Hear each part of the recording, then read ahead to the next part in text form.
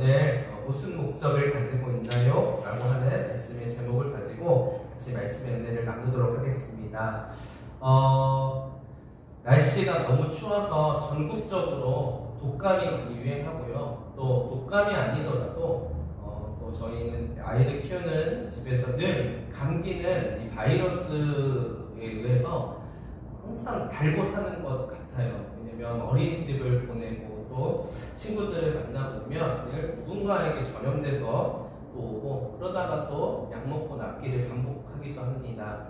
근데 문제는 아이들도 아이들인데 어른들이 되게 중요하잖아요. 그래서 저도 보면 저도 주중에 제가 하는 사역들과 일들이 있고 또 저희 아내도 주중에 해야 될 몫이 있는데 몸이 건강해야 되는데 또 마음적으로도 분주하고 또 한편으로 정신없는 그런 한 주를 보내다 보면 마치 내 삶을 잘 이렇게 가꾸고 돌보는 것이 아니라 어떻게 보면은 여유가 없는 삶, 세탁기와도 같은 삶을 살아가는 것 같습니다. 또한 우리 여기 계신 분들 한 분 한 분 모두가 그러한 시간들을 보냈을 텐데요. 근데 이제 우리가 중요하게 생각해야 될 부분이 있습니다. 무엇이냐면 그러한 가운데서 정신을 차리고 내가 지금 뭘 하고 있지? 내가 지금 어떠한 마음과 어떠한 상태로 생활하고 있는지에 대하여서 조금은 이렇게 똑바로 알고 정신을 이렇게 반듯하게 하고 있어야 되는 우리의 모습을 발견할 수 있어야 될 것 같아요. 왜냐하면 오늘날 우리가 사는 세상은 눈속임이 많은 세상이기 때문이에요. 그러니까 눈 감고 있다가 코 베어가는 세상이라는 말입니다. 그래서 정신을 바짝 차리고 있어야만 해요. 왜냐하면 그렇게 삶이 호락호락하지 않다라는 것을 우리는 나이가 먹어가면서 느끼기 때문입니다. 자, 그게 꼭 우리뿐만이 아니라 한 나라를 다스리는 왕에게 있어서도 그러한 어려움들이 있습니다. 사진 한 장이 있는데 한번 넘겨주시겠어요? 네, 다음 사진을 봐주시기 바랍니다. 앞에 나와 있는 사람이 한 명이 있어요. 누군지 알고 계실 텐데요. 역사 시간에 우리가 배워봤음직한 사람이에요. 누구냐면 바로 조선의 마지막 왕이 고종 황제입니다. 근데 이 고종 황제가 지금 사진을 보면은 이렇게 앉아서 나름대로 되게 이렇게 편안하게 보이고 또 웃고 있는 것처럼 보이기도 하는데요. 사실 이 사진에 보이는 것 이면에는 굉장히 많은 아픔과 슬픔과 어려움들이 있고요. 또 표정은 웃고 있는 것처럼 보이지만 속은 울고 있는 모습이라고 합니다. 왜냐하면 지금 조선의 마지막 왕으로서 일제시대에 조선이라고 하는 나라에 어떻게 보면은 이 왕조로서 이제 끝맺음을 맺는 그런 단계에서 일제시대의 일제에 의하여서 강제로 지금 어울리지 않는 원래 왕들이 입는 왕복이 있는데 그것을 입히는 게 아니라 마치 어색하게 초등학생 교복 입혀놓은 것처럼 나름대로 일제시대에 맞는 옷을 강제로 입혀서 지금 사진을 찍은 거예요. 고종 황제는 굉장히 비참했었을 것입니다. 왜냐하면 이제 나를 기점으로 이 나라는 완전히 망해버리는 것이고 지금 나의 모습 또한 나의 정체성이 조선의 왕이긴 하지만 일제시대 꼭두각시와도 같은 상태에 있기 때문에 지금 보이고 있는 이 모습 속에는 이 사진 안에 담겨있지 않은 수많은 어려움들과 슬픔이 담겨져 있습니다. 넘겨주세요. 이 사진은 다시 말해서 보이는 것이 다가 아니다라는 사실을 우리에게 보여주고 있어요. 이처럼 우리가 사는 세상에서는요, 눈에 보이는 모습이 간혹 진실을 왜곡하기도 한다는 거예요. 그런데 세상에서 그럴듯한 눈속임으로 남들을 속이고 또한 자기 자신을 잠깐 속일 수 있을지는 몰라도 그것이 영원하지는 않다는 것을 우리는 알아야 합니다. 왜냐하면 언젠가는 진실이 드러나기 마련이기 때문입니다. 따라서 우리가 살아가는 역사를 우리는 바로 볼 수 있는 눈이 필요합니다. 다시 말해서 일본이라고 하는 나라가 굉장히 많이 하는 실수라기보다는 잘못이 있는데 그것은 무엇이냐면 역사를 왜곡하는 것이에요.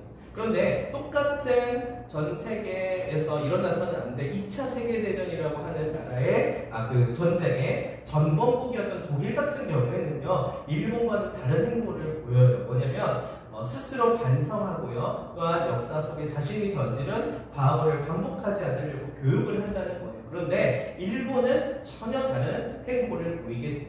어째서 그러는 것일까요? 자, 여기서 이게 이제 문제의 키워드입니다. 어째서 그러는 것일까? 이것은요, 바로 다름 아닌 자신의 힘으로 의존하고 살려고 하는 생존의 본능이 있기 때문입니다.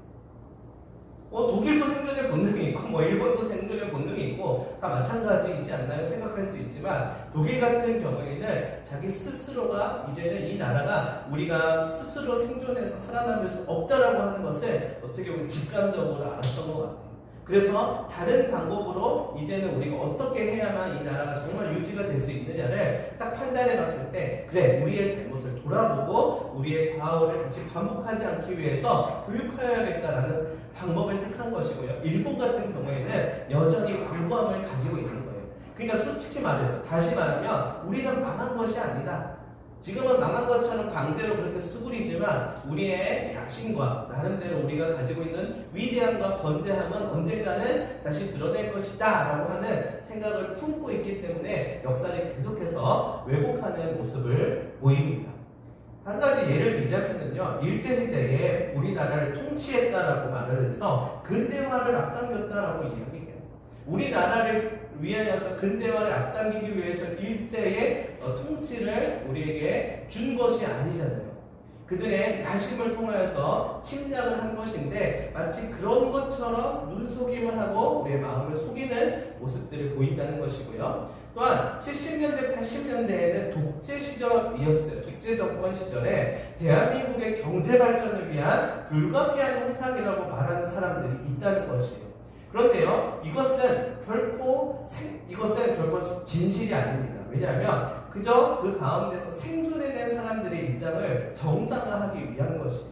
그 시절에 내가 생존했고 내가 내 힘으로 살아남았고 잘 지냈기 때문에 그 독재 정권이라고 하는 것도 어떻게 보면 잘 넘어가고 싶은 생각밖에 없는 거예요. 그래서 진정한 의미에서의 해방과 자유의 가치를 실현하기 위한 그런 해석이라고 볼 수 없습니다. 자, 우리의 신앙에 있어서도 마찬가지예요. 결과적으로 우리의 신앙이 우리를 생존하게 하고 더 잘 살게 하고 더 건재하게 하고 더 발전적이게끔 보이게 우리를 만드는 것처럼 여겨질 수도 있지만 사실은요, 그것은 우리의 신앙생활이라고 말할 수는 없어요. 다시 말해서 구약시대 때부터 신앙의 모습을 가장해서 하나님의 영호하신 하나님을 믿는 신앙을 바꾸어서 믿게끔 하는 시도들이 있었다는 것인데 우리가 그것을 반복하고 있는 거예요. 구약시절에는 이런 것들이 있었어요. 뭐냐면 바알과 아세라 신이라는 것이 이방 신이었는데요. 그들이 추구하는 그 가치가 여호와 신앙 속으로 들어오게 돼서 진정한 여호와 신앙을 엉망으로 만드는 일들이 일어나고 하였습니다. 그건 뭐냐면 풍요와 다산의 신이 그들을 섬기고 예배하고 믿는 만큼 그것을 주어지게끔 한다라는 그런 기본 가치가 있는 것입니다. 근데 그게 사실은 여호와 신앙이 그렇지는 않아요. 여호와를 믿으면 여호와가 주시는 샬롬의 평화가 있는 것이지 또 그로 인해서 세상을 주관하시고 이끌어가시고 또한 세상의 마지막 날, 나의 삶의 마지막 날 구원의 영원한 나라 가운데 초대하시는 그 하나님을 믿는 신앙이 있어야 되는데 그저 그런 것들은 배제하고 지금 너에게 있어서 풍요와 다산을 상징하는 모든 것들을 주어지게끔 해줄 수 있어라고 하는 것을 여호와 신앙인 것처럼 바알과 아세라 신앙이 그것을 속여서 이름을 바꿔서 모습을 바꿔서 우리의 마음을 흔들리게끔 한다는 것이에요. 근데 기독교의 역사를 들여다보면 기독교 또한 권력자들의 옆에서 그들의 양분을 공급하는 역할을 하면서 스스로 나라의 길을 걸어가는 모습들을 보이게 돼요. 그래서 오늘날 교회와 기독교가 욕을 먹고 지금까지도 많은 통계상으로 봤을 때 기독교 인구가 줄어들고 이미지가 안 좋아지고 있는 결과를 낳게 되었습니다. 그런데 여기에서 우리가 살펴봐야 될 것은 무엇이냐면 사람으로 살아가면서 진정한 구원과 그 가치를 향한 갈증은 똑같이 있다는 것이에요. 그러니까 기독교를 믿든 불교를 믿든 이슬람교를 믿든 우리는 그저 우리에게 주어진 백년 남짓한 듯한 인생을 살아가는데 그 가운데 뭔가를 추구하면서 살아가고 있다는 것인데 그 뭔가를 추구하지만 그 가운데 구원이 있느냐 없느냐를 놓고 봤을 때 살아계신 하나님께서 구원을 주시는데 그것이 아닌 다른 것들을 바라보고 있을 때는 우리가 그것이 구원을 주는 것처럼 알았다가 나중에는 속아버리게 된다는 것이에요. 근데 만약에 우리가 믿는 이 신앙이 가짜이고 야 그럼 기독교가 말하는 것도 진리고 뭐 불교나 뭐 이슬람교나 또 세상에서 말하는 여러 가지 뭐 종교 아닌 가치들도 있는데 사상도 있는데 거기서도 주는 진리가 있을 텐데 너희만 진리를 얻는다고 말할 수 있어? 라고 하는 순간 우리는 거기에서 우리의 추구하는 그 진리의 본질이 사라지게 됩니다. 그러나 분명한 것은 있어요. 상대주의적으로 우리가 다 생각을 해볼 수 있지만 그렇다고 절대적인 하나님의 진리가 사라지는 것은 아니라는 것이에요. 이 세상을 만드시고 움직이시고 주관하시는 분이 누구냐 했을 때 우리는 여호와 하나님이라고 말할 수 있어야만 하는 것입니다. 성경 속에서 봤더니요 창세기에서요 그런 비슷한 일들이 나타났더라고요. 우리 엄청나게 잘 아는 이야기입니다. 자, 에덴 동산에서요 선악과를 먹게 되는 최초의 죄의 사건이 일어나요. 자, 여러분 오늘 친구들 오늘 아동부랑 유치부에서 엄마 전사님 배웠던 본문이 창세기 맞아요? 거기에서 선악과를 따먹는 그런 모습 나오죠. 배웠어요 오늘? 네. 그래 배웠어. 그래서 막 뱀도 나오고 막 그러잖아, 그렇지? 근데 이 죄의 사건이 일어났을 때 인간의 반응을 봐야 해요. 그 첫 번째 단계가 있었는데 그게 뭐냐면 책임 전가였다는 거예요. 하와는요 아담이 시켜서 이 열매를 먹었다고 얘기하고요. 또한 이것은 내 잘못이 아니라고 자신을 속입니다. 또한 뱀이 자신을 속여서 이렇게 됐다라고 하면서 두 사람은 하나님 앞에서 뱀에게 책임을 전가해요. 정녕 나무의 열매를 먹지 말라고 했느냐는 유혹에 여과없이 빠져서 자신이 이제 속은 거고 그 발단은 뱀이 그랬으니까 이제 수동적인 자세로 죄를 범했다라고 하는 이유 아닌 이유를 말하는 것입니다. 그런데 우리가 세상을 살아가면서 하나님을 가장 삶의 우선순위로 여기고 그분의 말씀을 따라 살아가는 신앙인으로서 살 때에 이러한 모습을 우리는 실제로 경험한다는 것입니다. 그리고 나서 우리가 무엇 때문에 그랬습니다 라고 하는 모습이 너무 많아요.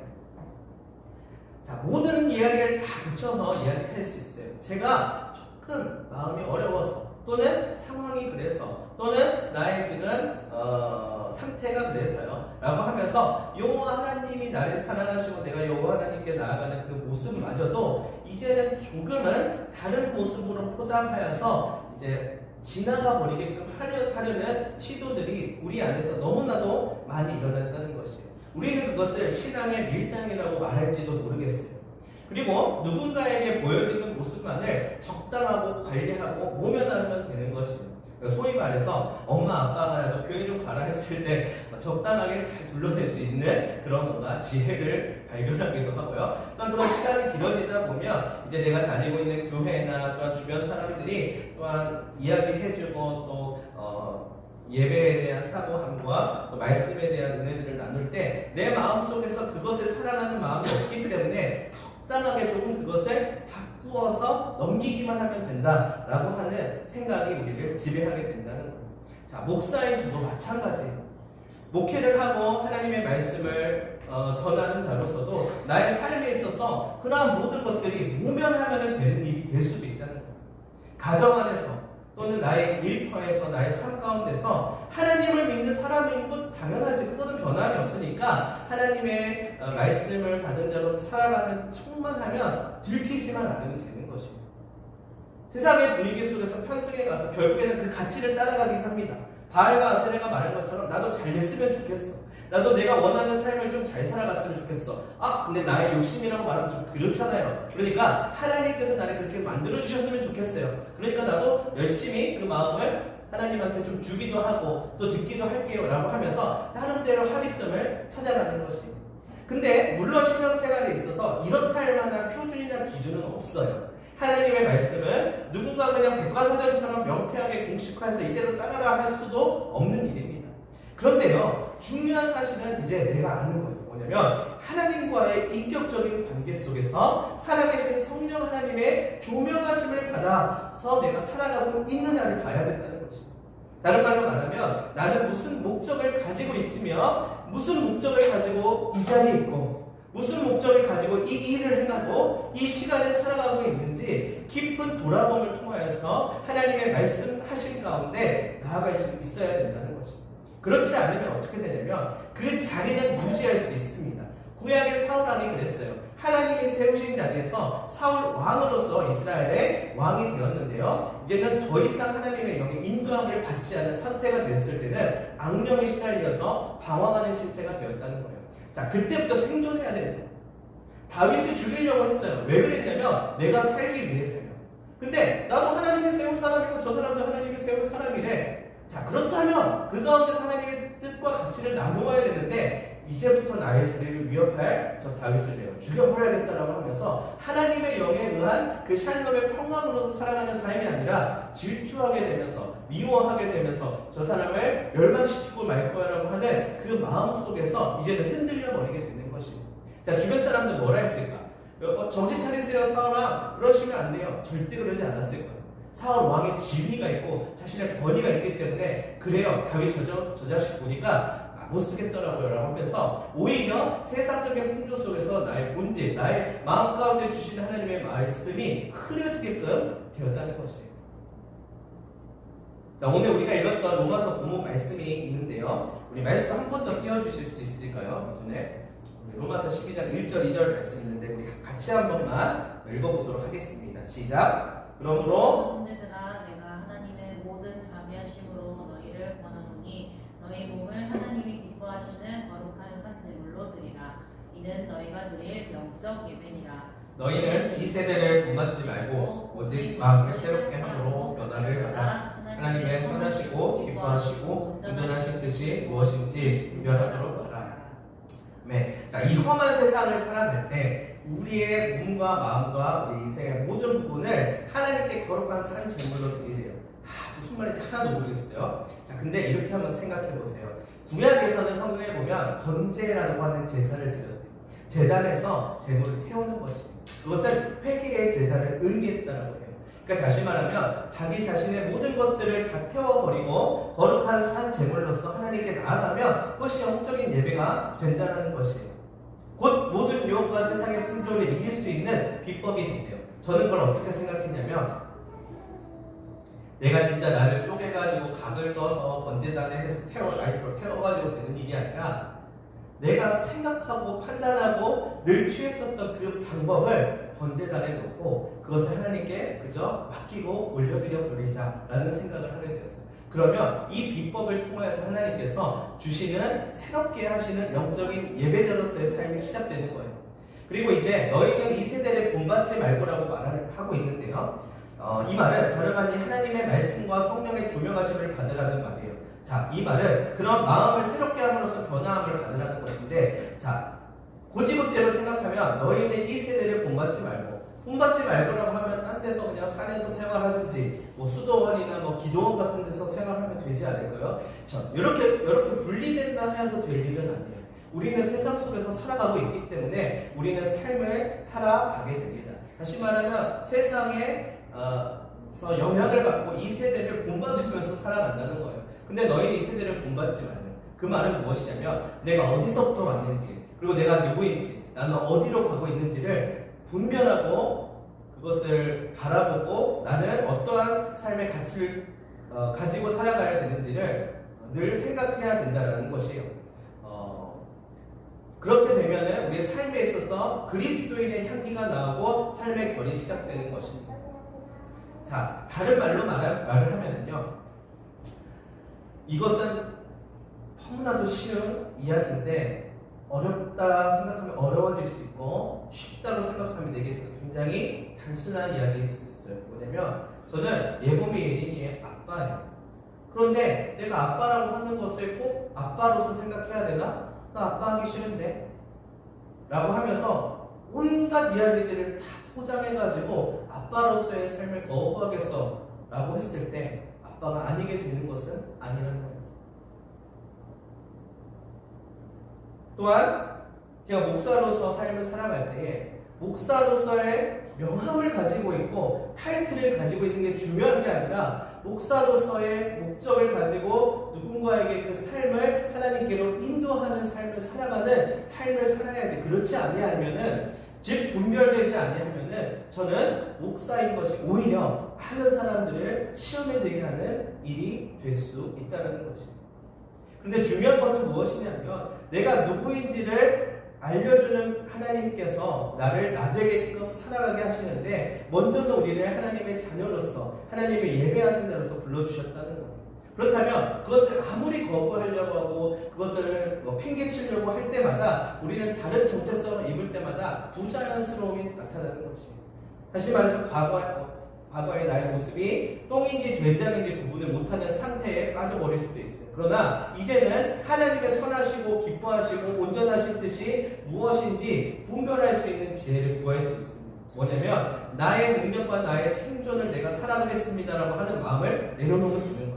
즉 하나님의 은혜로 살아갈 수 있음을 고백하면 되는 것입니다.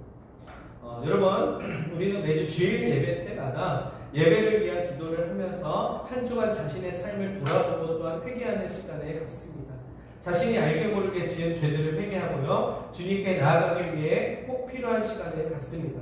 자, 바로 그때마다 우리는 나는 무슨 목적을 가지고 또 한 주간을 살아가야 하나요? 라는 것을 물어볼 수 있어야 돼요. 이런 일도 있었고 저런 일도 있었는데요, 과연 그로 인해서 내가 어떤 목적을 품고 지내야 하고 또한 그 다음 한 주를 살아가야 하나요? 라는 것을 물어보고 하나님 앞에 나아가야 합니다.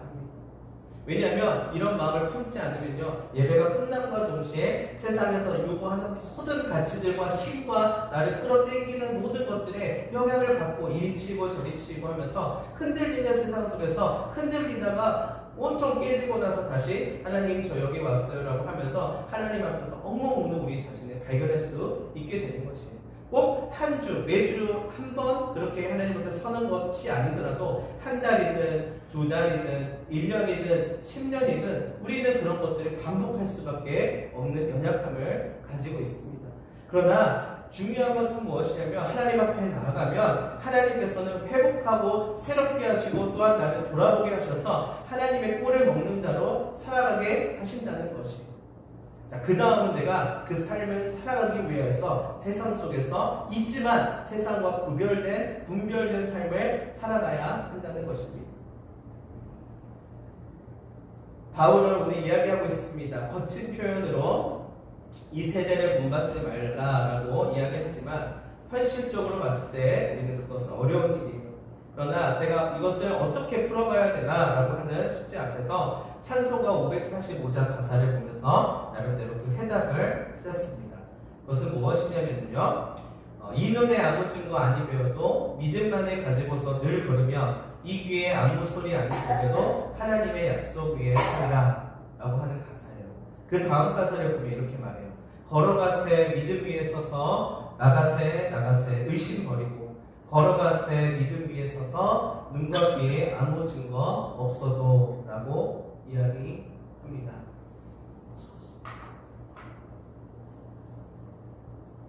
때로는 우리가 보고 있는 것들로 인해서 우리는 진정한 의미에서의 가치와 진리를 모르고 살아가는지도 모르겠어요.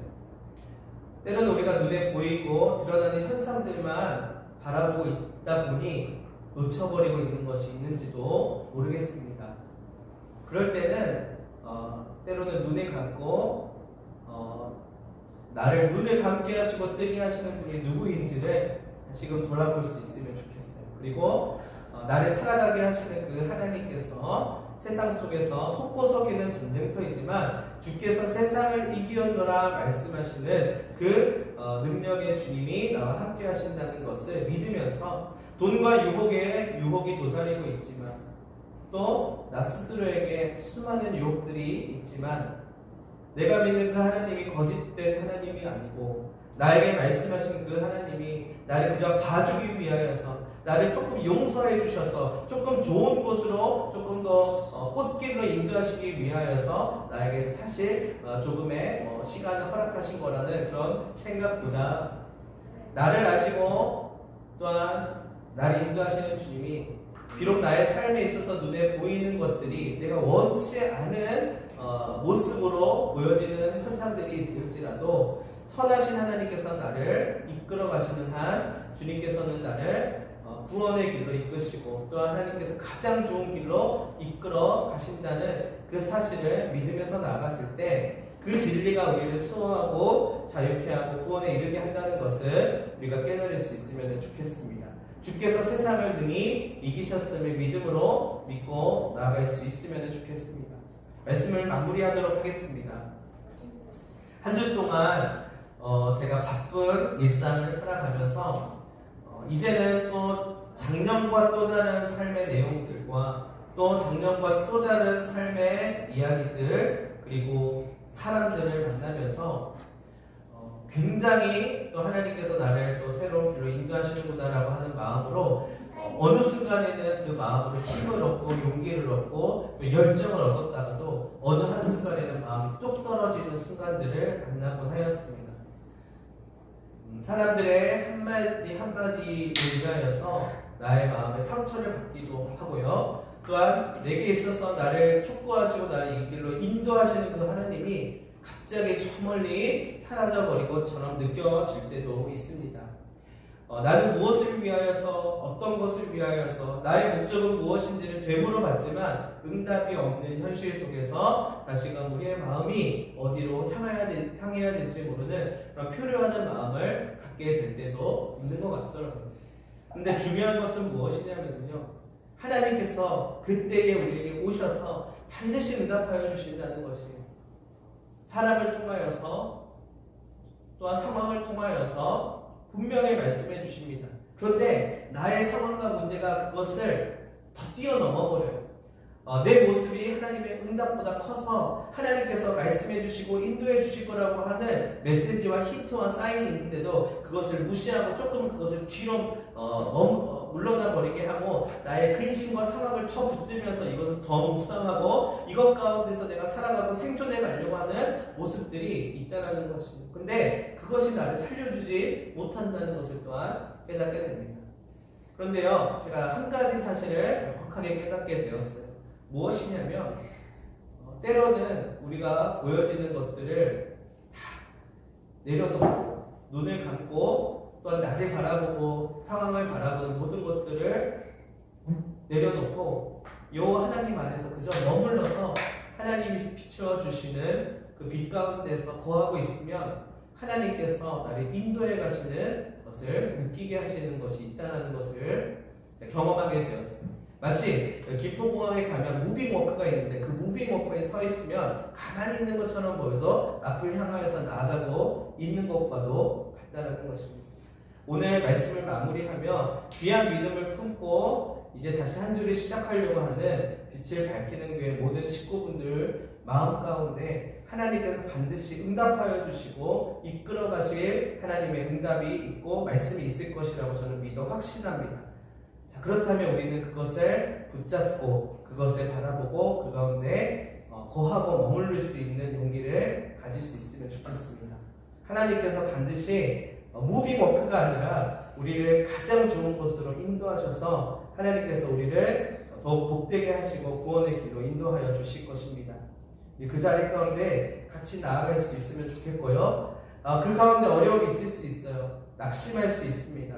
눈물을 흘릴 때도 있고요. 또한 주변 사람에게 나의 그런 연약함이 발견됐을 때 또한 부끄러운 모습 때문에 때로는 반대로 그 모습을 비추고 싶지 않아서 억지로 나의 모습을 왜곡할 수도 있습니다.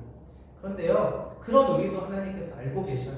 그래서 사람을 통하여서 역사하여 주시고요. 또한 어느 순간 불현듯 말씀을 통하여서 위로하여 주시고요. 또 어떠한 한 찬양을 통하여서 나의 살아있음과 나의 목적을 발견할 수 있게 해주십니다. 여러분, 이것을 잃어버리면요 다시금 세상 속에 살아가면 돼요.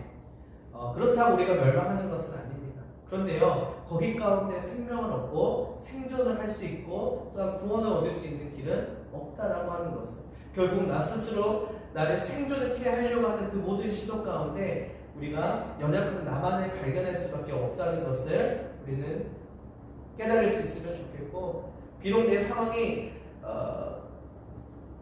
녹록치 않아 보일수록 하나님은 녹록치 않는 분은 아니시니까 그분은 위대하시고 그분이 이끌어가시는 삶의 내용은 꼭 선한 길임을 나는 믿고 있으니까 라고 하는 마음을 유지하고 품고 있다면 하나님은 그 자리를 바꾸어 주실 것이라고 저는 생각하고요. 그러한 마음을 품으면서 우리가 나아갈 수 있으면 좋겠습니다. 우리 같이 한번 이 찬양, 결단의 찬양으로 한번 불렀으면 좋겠는데요. 우리 아까 전에 불렀던 찬양이에요. 믿음과 삶이라고 하는 찬양입니다.